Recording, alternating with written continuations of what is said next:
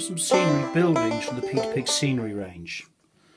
Now, these ones today are from the American Civil War, War of Independence, American Frontier range.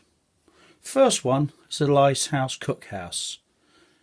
Many buildings in the American Civil War would have the cookhouse outside to avoid fire risk. They might have an ice house. This goes particularly well with a nice American Civil War manor house or War of Independence posh person's house. I glued some extra barrels on and a little outside toilet, but there's what it looks like. It's a solid resin piece. You can't go inside these, they're not dolls' houses. It's a little scenery piece. So that's one of them. That's the Ice House outhouse. Second one is a nice little house from the American Civil War period. Once again, I've added one of Peter Pig wells, water trough, tie rail, barrels, odds and ends. But the basic house has a cast metal veranda awning. It's a small house like you might find on the battlefield of Gettysburg, those sorts of things. Solid resin again, with a metal bit of an awning there. This particular one I based up for our Western game we're working on. I put it on a piece of plastic, bevel the edges and use Tetrian covering. But that's another little resin building. Once again, you can't put figures inside because these are for war gaming. Third one is the cabin from the Western range, but it looks like any normal little house.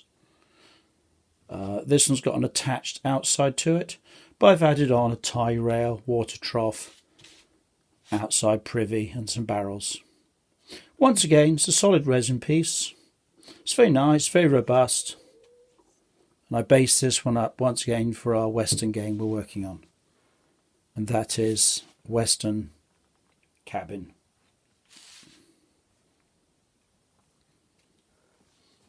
Fourth one is a little church schoolhouse. Rather like this one. This one would do for Western, War of Independence, American Civil War. It's a little building with wood siding. It's got a little tower there for a bell, whatever. And it's got the shutters as would be normal in there. And that's a nice smallish building. It'd fit well on any war games table. It doesn't take up too much space. I've added a few gravestones from the Peter Pig gravestone pack at the Wild West range. Once again, a couple of horse rails and a little piano out the furniture range. Just to give an idea of scale, there's a settler's wagon.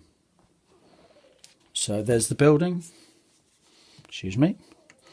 And there's a wagon for scale. Get the idea of how big that is. This is actually a settler's wagon from the Wild West range, but I've left the horses off because it's just a piece of scenery we're going to use.